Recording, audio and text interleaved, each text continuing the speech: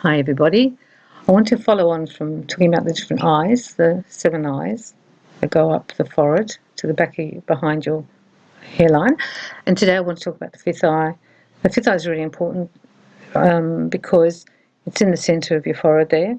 So if you want to activate it, that's where it is. The 5th eye has a lot to do with opening us up to seeing a larger view of life. It's where we see the concepts, we understand some of the divine truths, we have a bigger understanding of what's really going on. We understand karma. We'll often understand karma when that 5th eye is open. We know straight away, oh, that's karmic, that's my karma, that's their karma. We'll also have a view of life that is more encompassing, very wide. You can encompass different ideas, different truths and beliefs. You might not own them, but you can encompass them. It's like a wisdom you have and like a soul understanding. I feel it's a lot to do with the soul, the 5th. The 3rd is really important to have open, the one between your eyebrows, of course it is. But the 5th goes up another level. It's also, if it's nice and big and wide, you'll have this large view. People who've got either no movement there or very little, they'll maybe be a little bit more set in their ways, a bit more narrow, can't really encompass new things. I feel there's also a lot of tolerance with the 5th. The 4th eye, which is just before it, on that line up in the middle there, that one will also be connected to it, because the 4th one is to do with opening up to our God, to the divine, to compassion, to caring, to love, and then that feeds into the 5th. I found the 5th really interesting. I think it's really good for past life. I found that once my 5th eye was open, I could actually just see past lives like a little video in my head. So someone would be talking to me, and then I'd just see a picture of them being a Tibetan monk going up to a monastery, or someone else would be talking to me and I'd see them as a medic in one of the walls. I just would see it, and then I'd see it like a video and it would play, and I'd see exactly what they looked like, what they were doing. Sometimes I could smell the fire if the fire was burning. And it's very good for life, understanding why we have some fears. If you're working in this field, you'll know that a lot of fears don't come just from here, that we bring them through into the life we've come from, or the life we didn't resolve. Therefore, if you can tell the person the fear you have of birds is because of this past life, or the fear you have of water is because of this drowning life, you'll actually get them to understand more. And it's very karmic, the 5th, because it will actually explain the karma between you and the situation or the people. You'll often see the karma. And this helps people, I think, because, for example, if you feel really dutiful to your mum this life, and everyone's telling you you're doing too much, but you feel you've got to help her and be there and visit her and give her lots of love and support, and it feels really comfortable, and not to do it feels really uncomfortable, that will be a karmic thing that you're doing from your 5th eye, that you've had a past life where she or he, as we might have been one or the other, we then go into those lives in this life and we repay it. It's the same as when people give you money or give you help or give you time. You're to accept it, because that can also be the karma from a life that they need to balance the books. And this comes a lot in the 5th. You can also go to the Akashic records, which is like, I just call it the library in the sky. It's where everyone has their book. So we all have our book of our lives.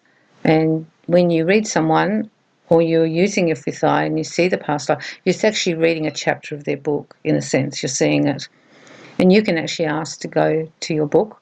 I usually use my 5th eye opener, and then I walk up the stairs. I make like a library for myself. I walk up the big stairs, and it's all crystal, and then I walk in and I look for my name as I am now, because I would have had lots of names, and I ask to see my book, and then I ask to read my book, whether it's when I'm awake or when I'm asleep.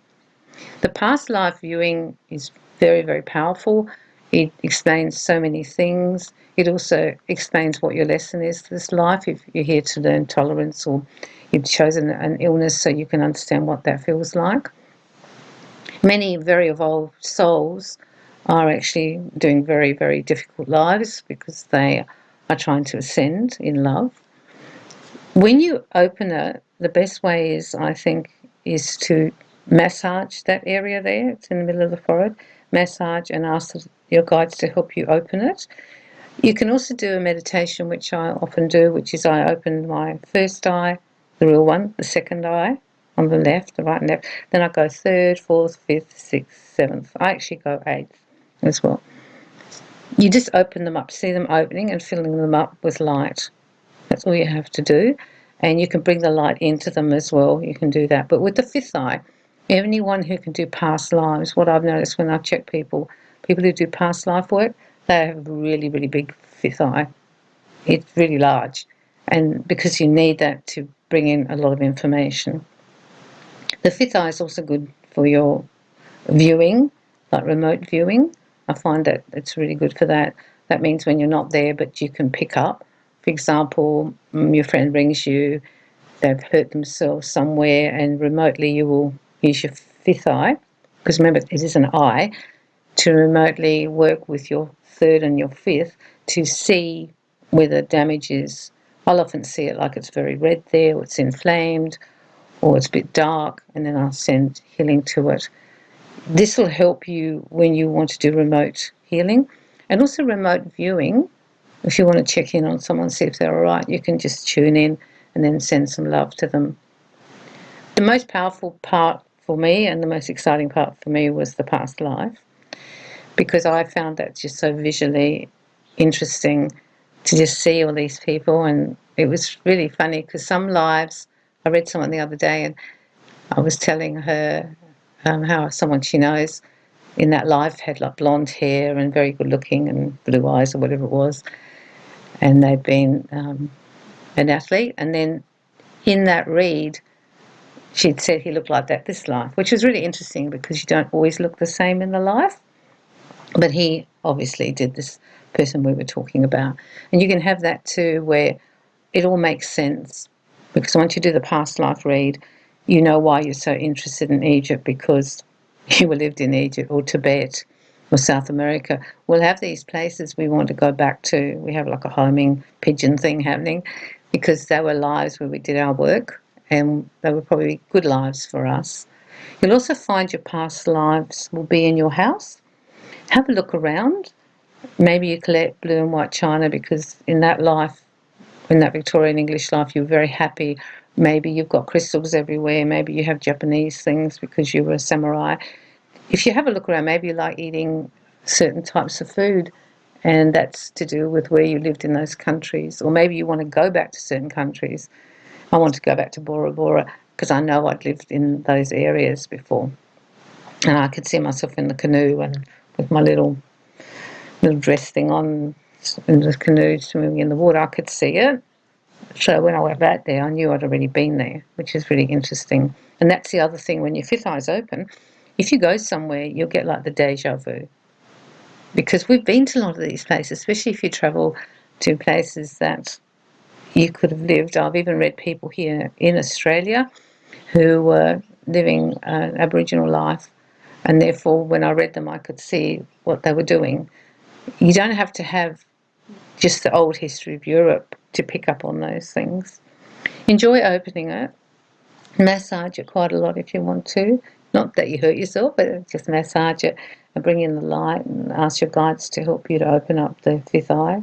It's going to help you a lot as well to have all those eyes open, because we're all ascending now and we're past the fifth dimension, and a lot of us are way past.